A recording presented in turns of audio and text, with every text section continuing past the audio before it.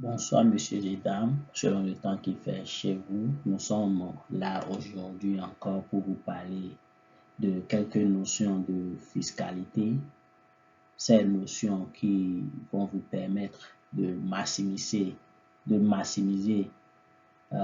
votre argent remboursable, c'est-à-dire ce que l'ARS va vous retourner, ou bien de minimiser ce que vous devez à l'ARS.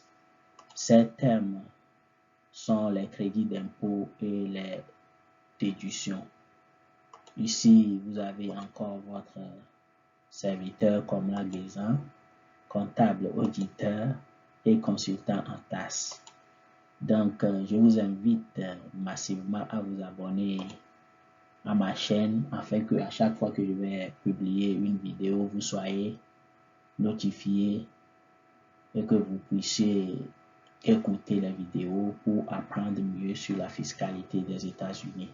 Parce que, en comprenant mieux, c'est la fiscalité des États-Unis ou bien le système fiscal des États-Unis, ça va vous permettre de savoir là où mettre votre pied, je veux dire, ce que vous devez faire et ce que vous ne devez pas faire. Pour qu'à la fin de chaque année, vous évitez au lieu que l'ARS vous retourne de l'argent, vous évitez de les payer. Soit en suivant cette vidéo, ça peut vous aider à rester à zéro, c'est-à-dire à savoir comment réclamer des crédits ou bien des déductions qui vont vous permettre de mettre tout à zéro. Même si vous ne gagnez pas, vous savez qu'au moins, je ne dois plus payer à l'ARS. Donc, je vous invite donc à vous abonner à la chaîne et à partager massivement la vidéo pour que tous ceux qui veulent comprendre le système américain, surtout nous les francophones résidant ici aux États-Unis, que nous puissions comprendre le système américain et mieux gérer nos finances. Bon, sans plus tarder, nous allons commencer par les crédits d'impôt. Qu'est-ce qu'on appelle crédit d'impôt? Bon, lors du remplissage de vos impôts, vous voudrez profiter de tous les crédits d'impôt et déductions qui s'offrent à vous. Cela peut vous aider à réduire considérablement votre facture fiscale. Cependant, il est important de comprendre la différence entre les crédits et les déductions. Une différence est que les crédits fournissent $1 par dollar pour la réduction de vos impôts, tandis que les déductions fournissent une réduction réduction d'impôts indirects en abaissant votre revenu imposable, réduisant ainsi votre facture fiscale totale. Il existe une grande variété de crédits et de déductions disponibles, mais ceux auxquels vous avez droit dépendent de votre situation. Bon, à présent, quels sont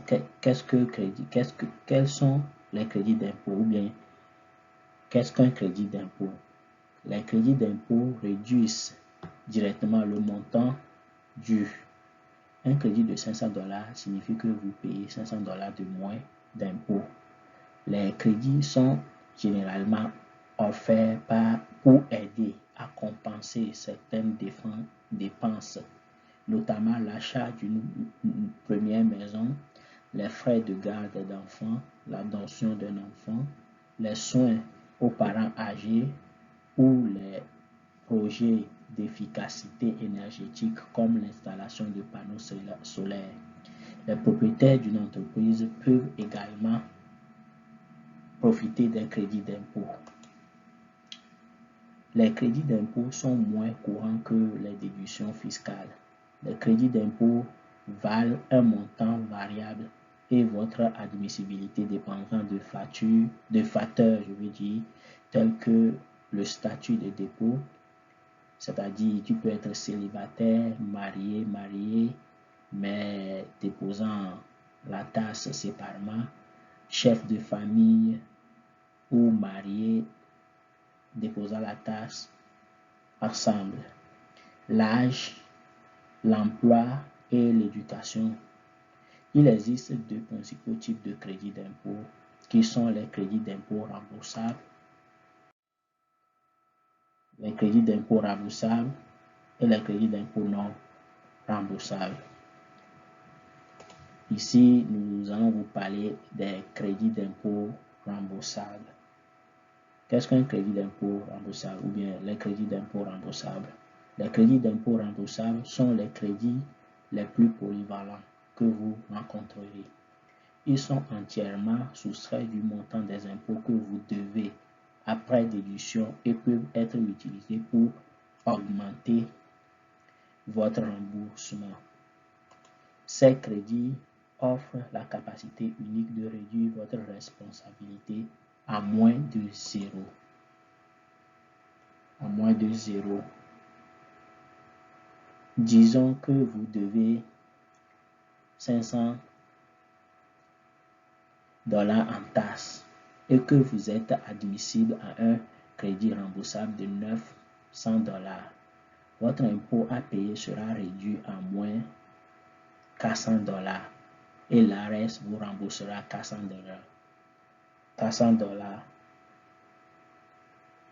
Certains des crédits remboursables les plus courants comprennent le crédit d'impôt supplémentaire pour enfants, le crédit d'impôt sur le revenu gagné et le crédit d'impôt pour la couverture santé. À présent, nous allons parler des crédits d'impôt non remboursables. C'est quoi crédit d'impôt non remboursable? Ils réduisent le montant de votre impôt sur le revenu jusqu'à concurrence du montant d'impôt que vous devez. Un crédit d'impôt non remboursable n'entraîne pas de remboursement pour le contribuable, car il ne fera que ramener l'impôt dû à zéro. Les crédits non remboursables expirent l'année, ou je voulais dire expirent chaque année, ou expirent l'année où vous les demandez et ne peuvent pas être reportés à l'année suivante. Les exemples courants incluent le crédit d'impôt pour adoption, le crédit d'impôt pour enfants, le crédit d'impôt étranger et le crédit d'impôt pour l'intérêt hypothécaire. Supposons que votre crédit d'impôt non remboursable est de $3 400 et ce vous devez comme impôt est de $3 000. Puisque vos crédits d'impôt s'élèvent à $3 400 ne seront pas remboursés. Vous ne devez rien au gouvernement, mais vous perdez également le montant de $400 qui reste après l'application du crédit.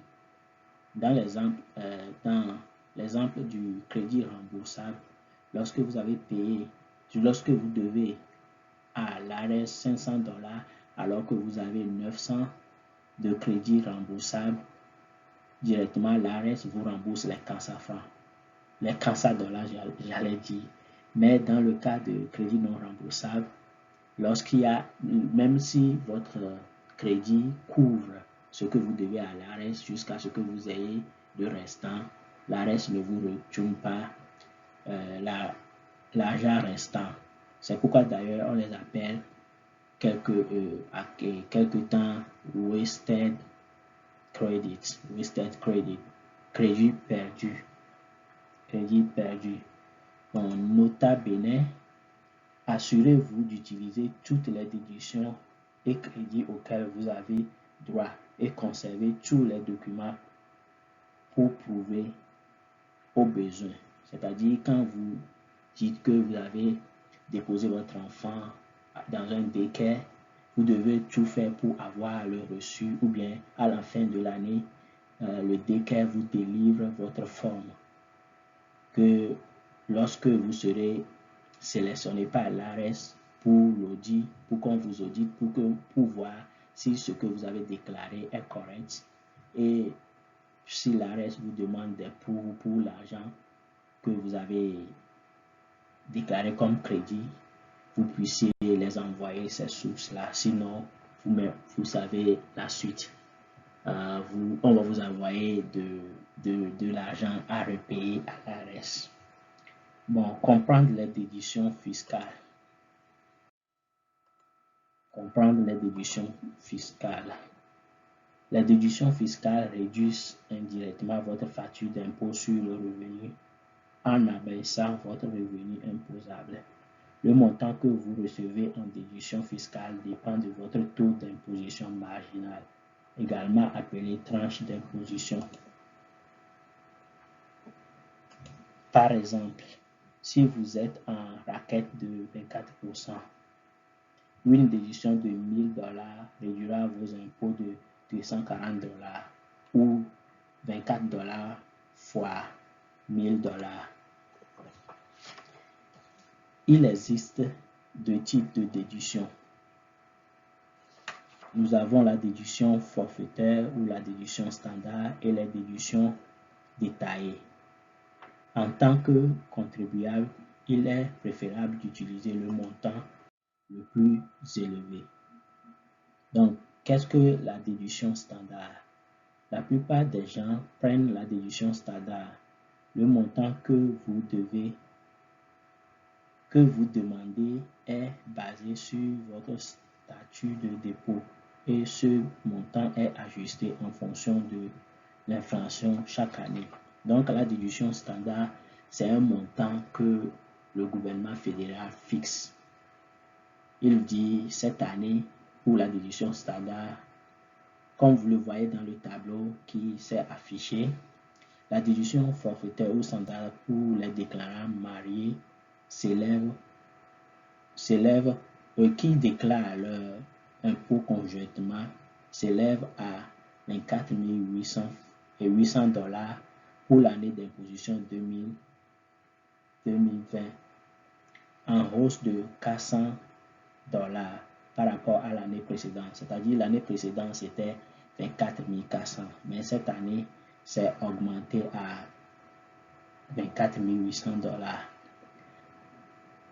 Pour les contribuables célibataires et les personnes mariées déclarant séparément, la déduction standard passe à 12 400 en 2020, en hausse de 200 $. Et pour les chefs de ménage, la déduction standard sera de 18 650 pour l'année d'imposition 2020, en hausse de 300 $. Vous voyez, je vous ai dit dans ma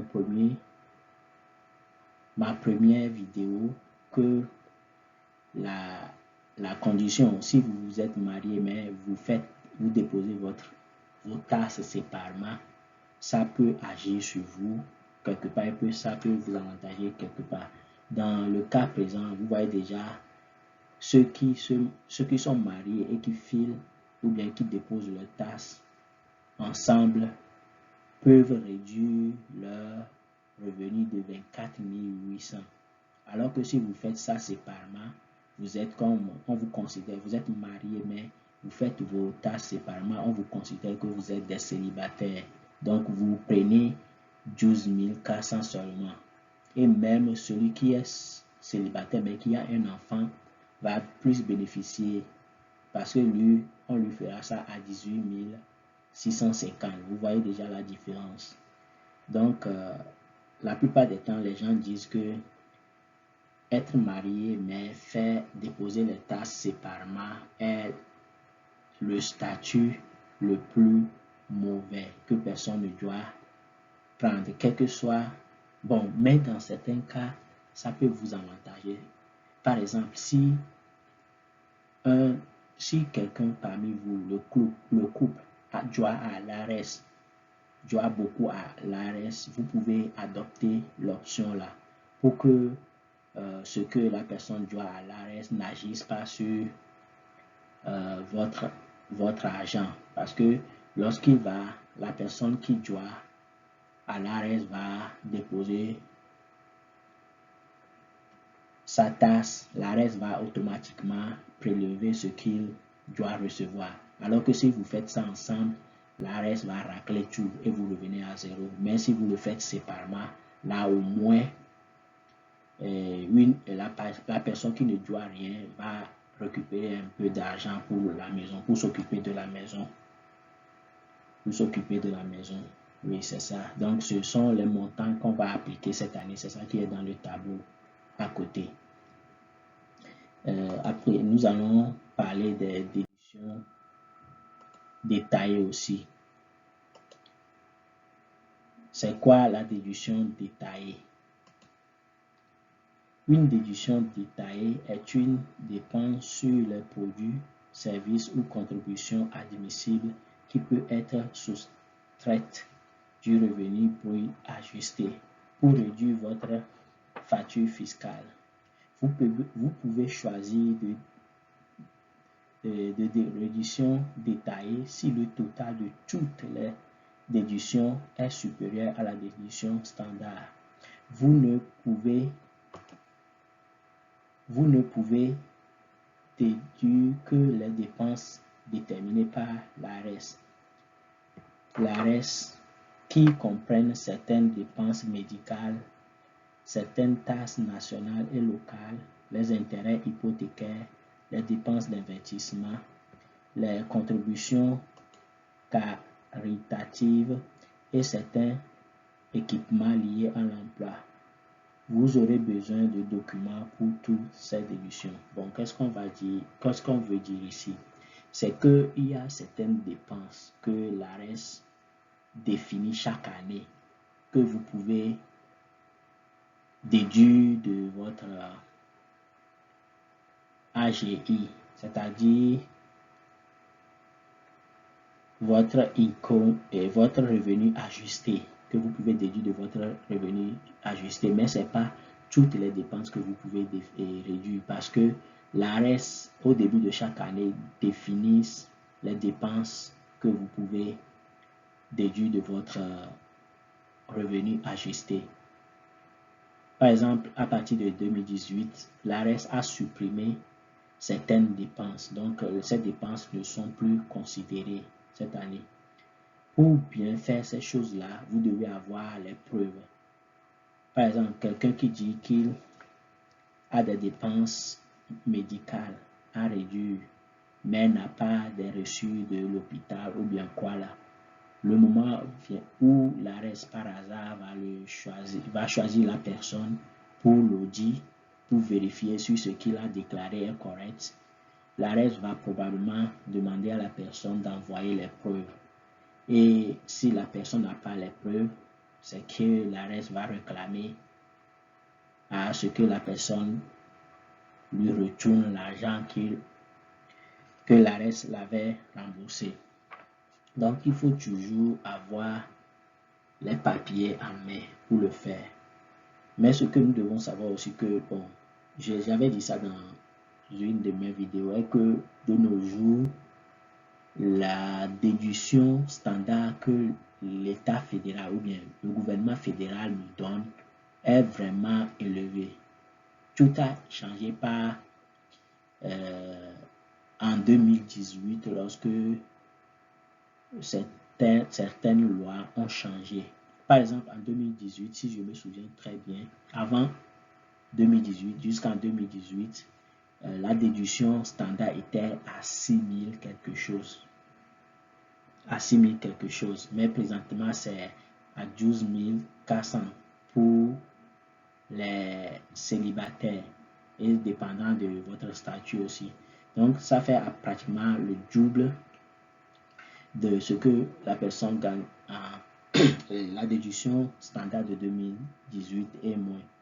Donc, ce qui signifie que la plupart des gens de nos jours, après avoir additionné leurs dépenses détaillées, ça n'arrive même pas au niveau de la déduction standard fixée par le gouvernement fédéral. Donc, la plupart des gens prennent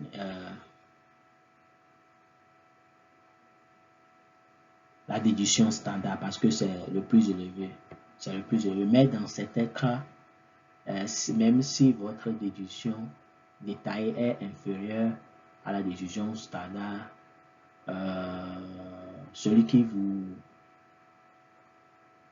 fait la taxe peut vous conseiller de prendre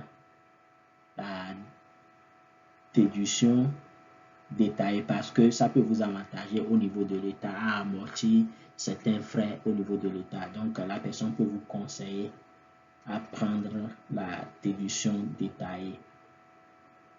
Bon, à peu près, c'est ça à propos des déductions détaillées. Mais vous avez forcément besoin des documents, quel que soit ce que vous mettez dans la déduction détaillée pour déduire de votre revenu ajusté, vous devez toujours avoir des preuves pour qu'en cas où l'ARS vous a sélectionné pour l'audit, vous pouvez répondre aux demandes d'ARS. Si l'ARS vous demande un document pour prouver un montant, vous serez prêt à fournir ce document.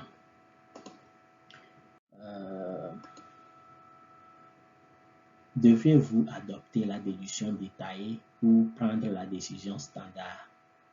Bon, je pense que je viens d'expliquer un peu la partie là, mais nous allons encore parcourir un peu. Donc, des fois, vous devez faire le choix entre les deux. Quand est-ce que cela est possible? Si votre déduction standard est inférieure à la somme de vos déductions détaillées, vous devrez probablement détailler et économiser de l'argent. C'est-à-dire, vous devez prendre probablement la déduction détaillée et économiser de l'argent. Cependant, sachez que le détail prend généralement plus de temps, nécessite plus de formulaires et que vous aurez besoin d'une preuve que vous avez droit aux déductions. Pourquoi les déductions détaillées? Si vous déposez votre taxe avec les déductions détaillées, ils disent que ça prend du temps parce que l'ARS doit revoir si tout ce que vous avez listé a été prédéfini. Et est-ce que ils peuvent vous envoyer, même avant qu'ils ne vous retournent l'argent, ils peuvent vous envoyer une lettre vous demandant les preuves. Si vous les fournissez, l'ARS va approuver votre demande. Mais si vous ne les fournissez pas, votre taxe sera bloquée et vous devez prouver ça, ou bien vous devez les appeler, expliquer et refaire votre taxe. Ou bien, bon, vous allez quand même les contacter pour voir les possibilités des choses. Donc, c'est pour cela il est nécessaire et primordial de toujours avoir des preuves pour réclamer une déduction. Bon, si votre déduction standard est supérieure à la somme de vos déductions détaillées, il peut valoir la peine de prendre la déduction standard et le processus est plus rapide. Parce que quand vous prenez la déduction standard, vous n'avez rien à prouver. C'est l'État et c'est le gouvernement fédéral même qui a fixé le montant là. Donc, votre dépôt passe vite et vous avez votre remboursement dans les délais normaux. Donc, il n'y a rien à craindre là-bas parce que tout est clair et net. Remarque, la déduction forfaitaire a considérablement augmenté en 2018. J'avais dit ça déjà. Vous pourriez donc constater que c'est la meilleure option pour vous maintenant, même si vous l'avez détaillé dans le passé. Oui, c'est ça. La plupart des gens maintenant sautent sur la déduction standard. Par exemple, pour l'année passée, il y a des gens qui viennent. Je travaille en tant que consultant en TAS pour le programme Volunteer Income Tax Assistant, VITA TCE. Donc, les gens qui faisaient des déductions détaillées avant, venaient là où nous faisons les tâches avec des documents, même certains comportent que $5, $10. Vous allez les poser des questions pour savoir si tout ce qu'ils ont amené, ça dépasse le montant standard fixé selon leur statut. Donc, des fois, les gens vous mentent que oui, ça dépasse. Quand vous vous mettez au travail maintenant pour calculer tout, vous allez voir que effectivement, ça n'atteint rien. ou bien des fois ça c'est close, c'est proche du standard. Là, je vous ai déjà expliqué ça peut avantager au niveau de l'État. Donc, si celui qui vous fait le dépôt veut bien, la personne là peut faire avec la déduction standard pour voir combien vous allez recevoir et faire avec la déduction détaillée qui est proche des 12 000 si vous êtes célibataire, bien sûr, et voir quelle déduction va vous avantager et adopter pour le meilleur pour vous. Merci beaucoup pour avoir suivi encore une fois cette vidéo qui vous apporte quelque chose de plus dans votre portefeuille. Vous connaissez désormais la différence entre les crédits et les déductions et comment faire pour maximiser votre remboursement ou bien minimiser les dettes. Ce que peut-être si vous devez quelque chose à l'ARES, vous savez comment faire pour les minimiser, mais la seule chose que moi je peux vous dire est que de toujours faire vos dépôts légalement, c'est-à-dire pas de fraude. Même si vous recevez peu d'argent, c'est mieux que de mettre de n'importe quoi dans votre dépôt. Et si jamais l'ARES vous sélectionne pour l'audit, ça serait des dépenses que vous allez faire, des dépenses sur des dépenses. Parce que s'il vous demande quelque chose, vous n'arrivez pas à prouver, c'est difficile. S'ils ne vous ont pas encore remboursé, là c'est bien, ils vont bloquer votre truc. Mais ce qui est mauvais là-bas est que ça va prendre du temps. Peut-être si vous faites ça en janvier, même peut-être après le 15 avril que tout est clôturé, vous n'aurez pas votre argent, votre remboursement, ou bien si vous devez, vous ne saurez pas. C'est après avoir réglé le problème que votre dossier va avancer. Donc, il faut toujours faire la tasse légalement avec les documents. Si vous réclamez un crédit ou bien une déduction, soyez sûr que vous avez les documents pour prouver que oui, que si au cas où l'ARES me sélectionne pour l'audit, je peux le prouver. Donc, bon, le conseil que je peux encore vous donner là-bas est que vous pouvez avoir, bon, ceux qui ont d'ordinateur, vous pouvez créer un tableau dans Excel que vous allez chaque fois enregistrer vos dépenses et autres là. Mais si vous voulez d'aide, contactez-nous. Nous avons notre email ici.